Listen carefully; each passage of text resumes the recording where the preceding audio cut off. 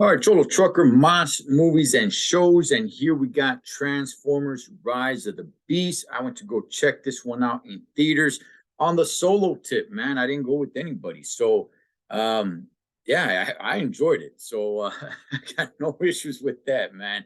I had a fun time. Why? Because this was a fun movie. Now, to me, this franchise has been pretty much hit and miss for me personally.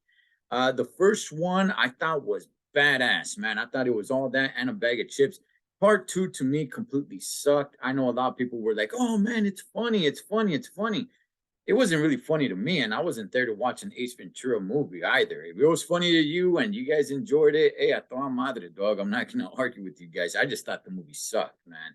Um, the third one was okay. The first one that had Mark Wahlberg on it, I thought that one was actually pretty damn good. And then you got into the fifth one, which was the second one with Mark Wahlberg, and I thought that one was kind of, and I don't want to say horrible, but it wasn't good, man. I didn't really like it. And then you had Bumblebee, which I did not know going into the movie that Bumblebee was actually a prequel to the Transformer movies. And this one's no different from that. This one is still a prequel to the very first Transformer movie. Yes, it takes place after the movie Bumblebee, but it still is a prequel to the first Transformer movie because this one, Rise of the Beast, takes place in 1994, which is pretty cool, and we'll get to that and why in just a second. But it takes place in 1994, and the lead character is actually a young man by the name Noah Diaz. I don't think we ever get his age. If we did, it goes over my head. But he looks like he's somewhere in his young 20s. He has a great relationship with his little brother, who's probably about 10 years old or something of that nature. He has some sort of health condition, and they're really struggling for money. It looks like they live with their single mom out in New York, man, in Brooklyn and all that stuff, right? And this movie really shows a lot of pride for that part of the New York area, man. They're very proud New Yorkers, and all that good stuff. So, he's like I said, they're basically struggling. He's looking to get a job. He's looking to try to help out, see what he can do, man. And in the midst of all that, he kind of dips his hand into a little bit of making money the funny way, man, making money the way that you're not supposed to. And what happens with all that, he runs into Mirage, which is this guy right there standing next to Bumblebee. And now when he runs into him, because he's a Porsche, that's it. He just kind of gets into the loop of what's going on here. Now, one of the cool things, I don't want to, put spoilers out there, so I'm not going to. But one of the cool things, one of the different things about this movie is that there are no Decepticons in this movie. All right. You have a new, well, in this case, since it's a prequel, I guess an old villain, right? But you actually have the Terracons. They're not the Decepticons. They are the Terracons, which is led by Scourge, actually by Unicron, which is the big one that you guys see in the trailer that, oh, he eats planets and stuff like that. But uh, uh, um, Scourge, I'm sorry, Unicron is basically just kind of like this big old globe, pretty much. You never really see him. You see him, but he's not, he's not out there putting in work or anything like that, man. The one who is his main guy, Scourge, and these guys are ruthless. These Terracons are on another level, man. You can definitely tell right from the jump that they are cut from a different cloth. Yes, the Decepticons, they're badass and everything like that, but these guys are actually pretty damn ruthless, man.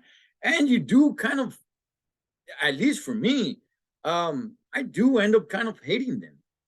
You know, yes, they're big robots, they're aliens and everything like that. But look, man, I do kind of end up hating them and really feeling bad, man, because the Autobots, they're trying to defend. They're trying to really go at it with these with these new villains that we are that we know them as the Terracons.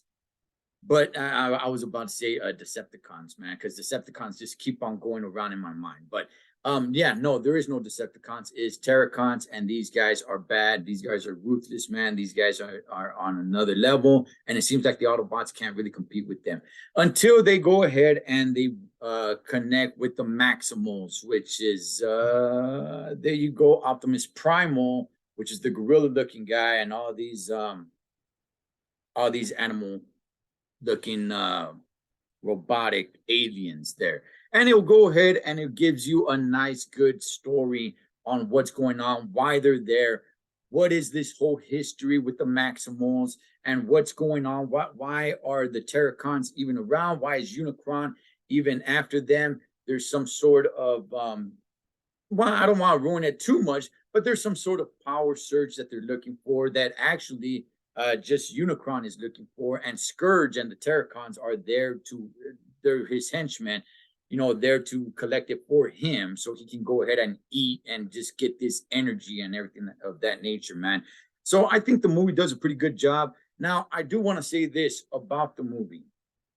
The one that steals the show, is definitely Mirage. This guy right there, the guy standing behind Bumblebee there. That guy steals the show. Man, he makes the movie very entertaining. Just the way he is, man, his antics and all that stuff, and the relationship that he builds with Noah Diaz, who is the other main character. Those two guys are the main characters. Noah Diaz and Mirage are the two main characters. I would say, think of the first Transformer movie and think of Shia LaBeouf and Bumblebee. That's kind of what this relationship is with Noah and Mirage. But honestly, better. I like the relationship a heck of a lot better. And by the way, you in this movie, you get to see a human being become somewhat of a transformer. I'm not gonna ruin it for you guys, but you do get to see a human being become somewhat actually of a transformer. So that's actually pretty cool to see, man. The way they travel around in this movie is pretty badass. Um, I liked it. Honestly, I liked it, man. I the Out of all the Transformer movies before this one, my favorite one was still the first one. It was there were some good ones, and then there was ones that I'm like, it's not too good. Part two to me was terrible. I just saying, man. And the second one that Mark Wahlberg was in, honestly, I could have done without that one as well. I'm gonna go ahead and be real with you guys, man. This is probably my favorite one. It really is, man. Part one was good. It was really, really good. It's either gonna be a toss up between that one and this one. Because this one was really all that, man. At least for me, it was. I enjoyed the heck out of this movie. The action was good. The storyline was good.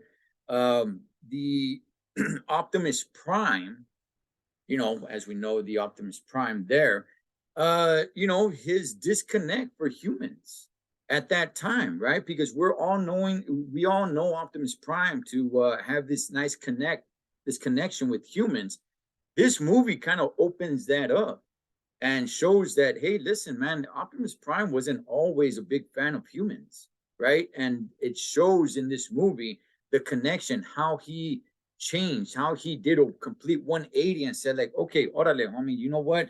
Humans are all right, So, but in this movie, man, it's something that we haven't seen before, where he's kind of like, hey, man, humans, they, man, kick sticks with them, dog. You know what I mean? It's all about us. So, Autobots and the Maximals and the Terracons and Scourge, which is Scourge is one bad dude, man. If you guys thought Megatron was something, man, this dude Scourge, homie, he's on another level. I love this movie. It's when we're talking about this franchise, man. I think they did a knockout job with this movie. And I'm going to say this. But I'll just leave it with this. All right. G.I. Joe. I'll say it again. G.I. Joe I'll leave it with that. So, Trucker, M.A.S. movies and shows. You guys go check out Transformers: Rise of the Beast. I recommend it. If you guys like these movies, I highly recommend it. I think it's one of the best ones, man. Honestly. I'll catch you guys on the next one.